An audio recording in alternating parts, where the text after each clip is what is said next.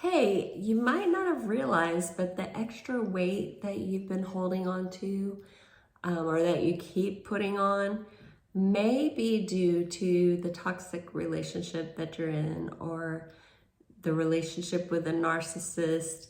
And it could be anybody in your life. It doesn't have to necessarily be a romantic partner. It could be a family member, a friend, coworker, whatever. But the stress that you're going through every day is causing you to hold on to these extra pounds. And it does that in two ways. The first way is that you are in a trauma response. You are under fight, flight, freeze, fawn, and that causes your brain to send a signal to your body that I'm in danger. You need to protect resources. So your body slows down the digestive process, slows down your metabolism in order to keep you safe during this stressful time. And it's meant to help us during, really traumatic events that happen very briefly. But when you're with a toxic person, you experience this stress over a long period of time. And so your body is continually in this fight or flight stress response, and you can be holding on to extra weight. The other thing that happens is that you start to crave comfort foods, foods that remind you of your childhood, maybe foods that you had when you were younger during special celebrations or special moments with family members that you really cared about. So I'll tell you a story about me. When I was little, we had these snacks. They were like the Little Debbie or the Hostess cupcakes, whatever. And we had those snacks for our lunch kits, and they were only to be used in our lunch kits. We couldn't just eat them every day whenever we wanted. They were for special occasions. And, what that did is that just told you, it made you want them more, right? Because you couldn't have them whenever you wanted, so they must be something special. So then later in my life, when I am going through stress or whatever, I start craving those special foods that I thought, would bring me joy or whatever. Yours may be macaroni and cheese or mashed potatoes or something like that. It could be snack foods, chips. But you start to crave those foods because it sends your brain some dopamine, and it makes you have that feel-good hormone, so you can let go of some stress for a little while. And of course, that's not healthy if you keep doing it all the time. It's okay every now and then, but it's not healthy day after day. So if you haven't been here before, I'm Lori. I'm a former teacher. I have a master's in school counseling. I'm a certified transformational coach. I help people that feel stuck in toxic relationships to get unstuck so that they can find peace and joy in their lives again. And we do that by, educating, helping you set healthy boundaries, building your confidence so that, you can get out of these relationships if you want to, or you can just feel healthier in the relationship. Sometimes you don't want to end them. But today I'm going to share with you some ways that when you gain weight in a toxic relationship, what you can actually do about it. So I'm just looking at my notes, sorry. So, I talked to you about the snack cakes and things. When I got in these toxic relationships, I had several that were with past partners and family members, and so all of those caused me to gain weight, and I got to this point where I was just chronically gaining and gaining and gaining, and I was having lots of digestive issues. And so I went and got tested for celiac disease, which I did not have, thankfully. But I did change my diet, and I started with baby steps. I started just taking out things that possibly, our grandparents didn't have when they were little, and things that weren't real food. So I took out artificial sweeteners. I took out margarine and seed oils and things like that. And then I took out sodas, and I did just like one type of food over time. And eventually I was able to get all the weight off, and that really helped me feel better overall, just changing my diet like that. And losing the weight, of course, helped me feel better too. And I kept it off for years until more stressful things cropped up in my life, and I really struggled again. I started putting all that weight back on, and of course, I'm older, and I thought maybe it's menopause. I'm just putting it on because of menopause and I can't get it off. But, I realized that I still had these toxic situations going on in my life, toxic relationships, and I was able to slowly diminish the contact I had with some of these people, and also relationships. I was able to just really minimize the contact that I had with those people. Some of them I don't see at all anymore. So I realized the connection with my stress to my weight, and I really didn't have to do anything to start losing weight. I haven't lost it all yet, but it started just to come off, like I would say like probably 3 or 4 pounds a month, which is really good, and I'm really happy about that. But I didn't have to cut out a lot of stuff, where, before I told you that I had cut out the artificial sweeteners and things. Well, this past time when I gained all the weight, I had cut out stuff. I had cut out sodas. I had started cutting out sugar. I had cut out, fried foods and things like that, but it wasn't budging at all. So then when I was able to reduce the toxic relationships in my life, that's when it started coming off. I finally was feeling peace, and I was finally feeling calm.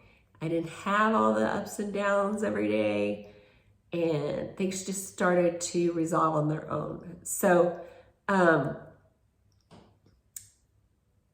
going to share 5 things you can do, even if you can't get out of these relationships yet.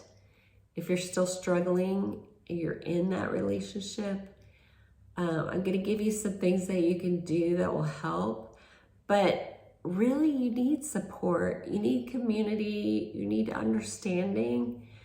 I offer all of these things. I offer a free Facebook group that you can join. I will put in the links. I also have a group program called Becoming Conscious, and that does all the things that I talked about before. It's the education, it's the building confidence, helping you find your purpose. It does all the things, and there's a weekly group coaching call. So I will link that below also. And if you feel like you just need some more attention, maybe one-on-one attention, I do offer one-on-one coaching. And, you can find a therapist also. There's other coaches that you can look for.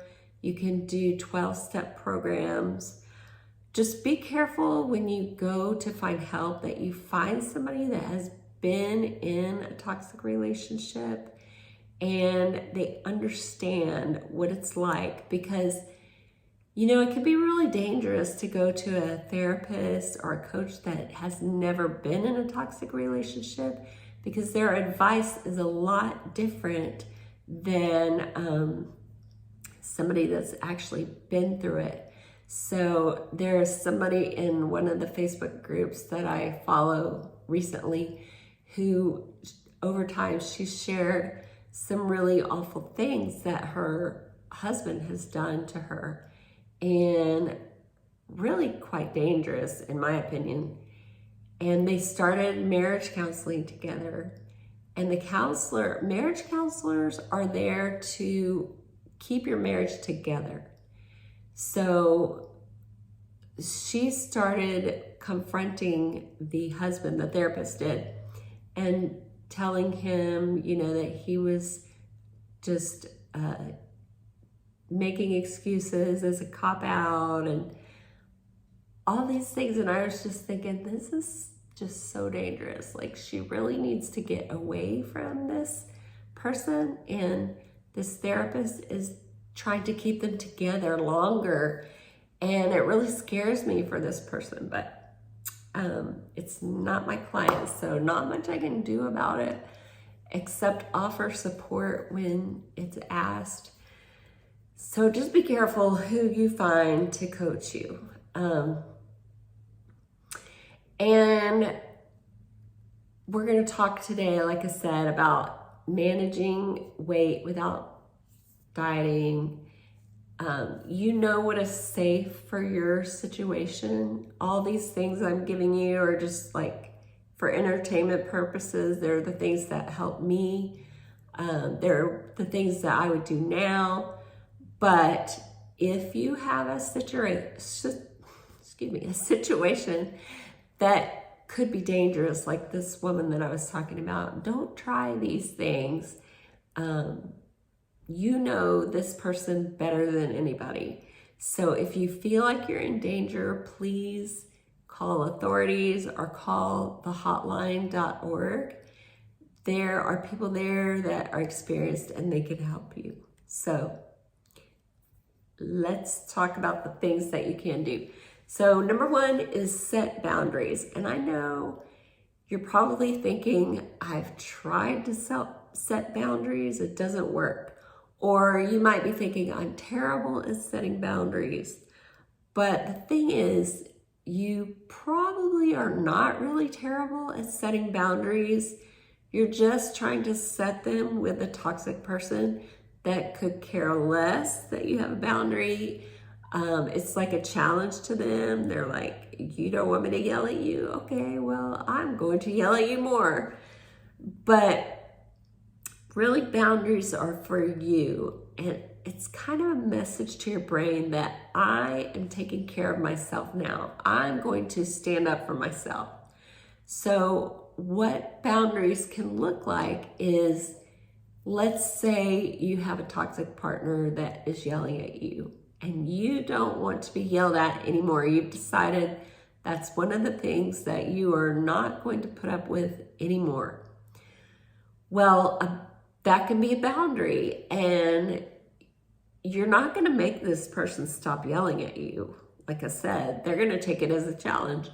But what you can do is change your behavior when they do start to yell. So, like, for example, you can leave the room, you can leave the house, you can, just go call a friend for support, whatever. But you are letting yourself know that I'm here to take care of you now. I'm going to stand up for myself. And then, your body, it kind of sends a message to your brain that you don't have to stress so much because I'm here and I'm taking care of you. It's like you're talking to your inner child. So number two, make decisions without considering the toxic person's feelings. I'm gonna get a sip of water.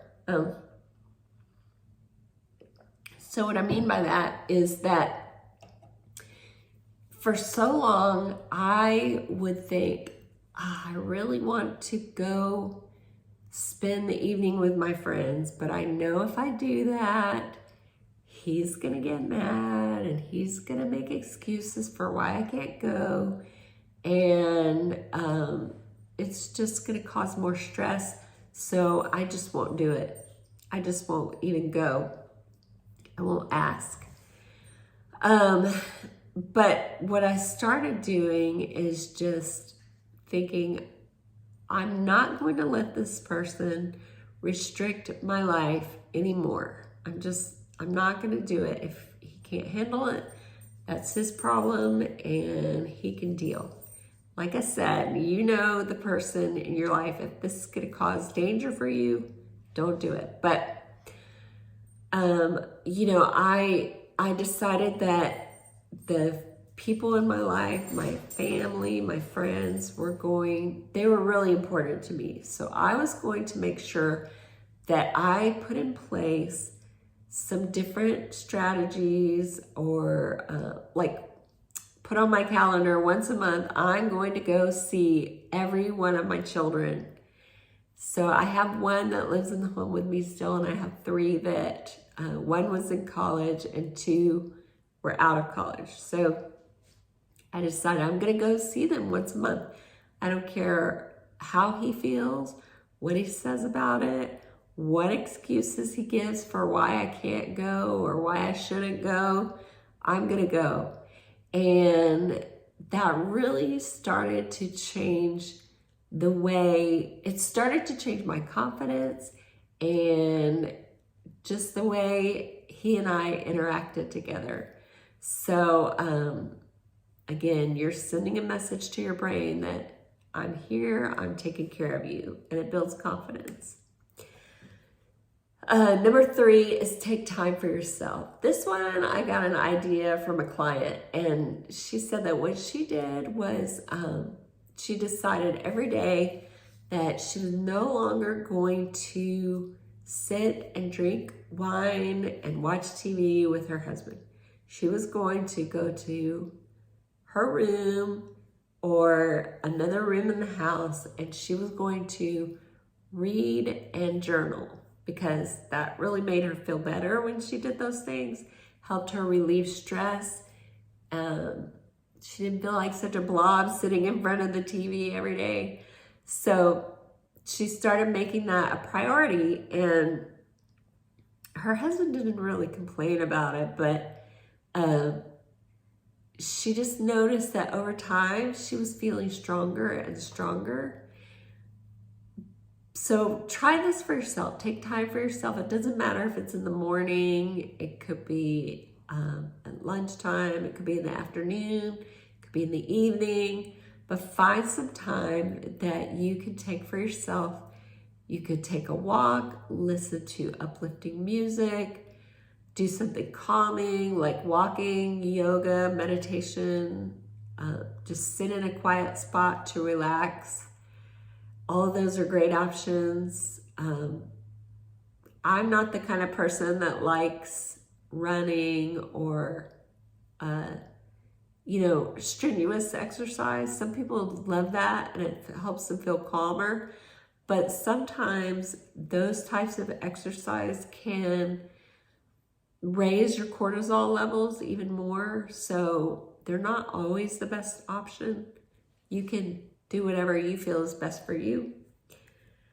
And then number 4, add healthy foods instead of restricting. So, I told you that I cut out foods, and that was good to a point, because I got to a point at one time where I felt like I was cutting out everything. I was cutting out corn, I was cutting out rice, I was cutting out oats, I was cutting out nuts, and it just got to where it's like, this is not a way to live. I don't want to keep cutting out foods for the rest of my life. So instead, I changed it to, I'm just going to add healthy foods. I'm going to make sure I eat a fruit or a vegetable at every meal. I'm going to reach for green tea instead of a soda, those types of things. So what can you do to add healthy foods? That feels more indulgent too. Like, you know, instead of saying, I'm cutting out all sugary desserts, if you say, I'm going to add a cup of berries to my snack routine or whatever. It just makes you feel a little bit better about yourself. And then number 5, this is a biggie and it's a hard one if you are living with this person, but if you can reduce contact with the toxic person, you know, if it's a family member or something, you could probably cut down the amount of times you visit with them. If it's an ex, you can cut down how many times you see them at a sporting event. You don't have to actually talk to them.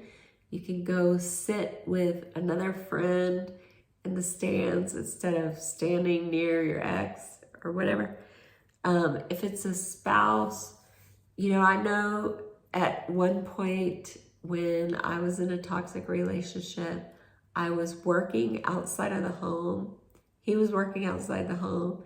When I got done with work, I came home and I took kids to soccer practice, dance, brownies, Boy Scouts, whatever, all the different sporting events and all the things the kids do.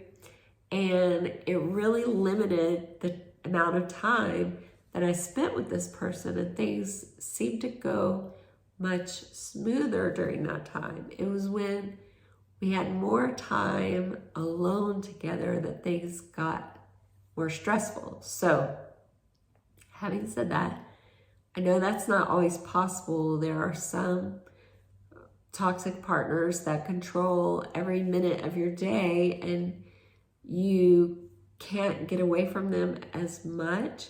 But if there is a way to reduce contact, then do that if you can, and if it's safe for you. That will really make a big difference in how you feel overall, your peace overall, and it can help lower those cortisol levels at least for a period of time. And you'll notice all these things I've shared today don't have anything to do with dieting or restricting calories. And that's because when you're in a toxic relationship, you're already under stress. And when you restrict calories and you diet, that adds more stress to your body. So that's not going to be helpful for you right now. You're probably not going to lose weight easily, even if you restrict calories. So just don't even think about doing that right now. Just think about how can you make yourself feel better and healthier?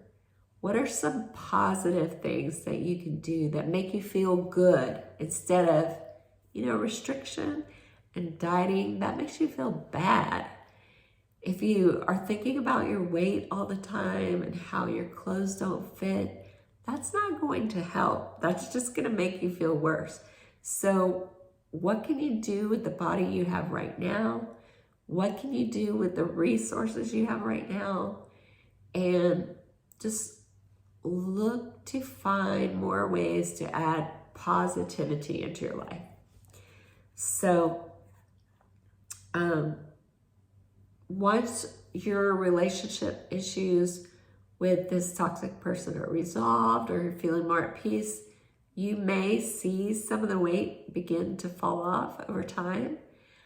And if that just is not able to happen for you, just look into putting in more effort to eating healthier and healthier foods. You know what I'm saying? Like, don't try restricting, don't try dieting. Just like, what is one more thing that I can add to my diet that's healthy? What's one more thing that can make me feel better? Let's work on feeling better. And if you feel like you need one-on-one coaching or therapy, those can be so helpful as you work on disengaging from these toxic relationships. And that's another layer of self-care that will calm your stress responses. So with that, I will leave you, and let me know in the comments, what is one of the things that we talked about today that you will add to your routine? What's one of the things that feels pretty easy to you that you think you could handle right now? And check the links, and I will talk to you soon. Bye.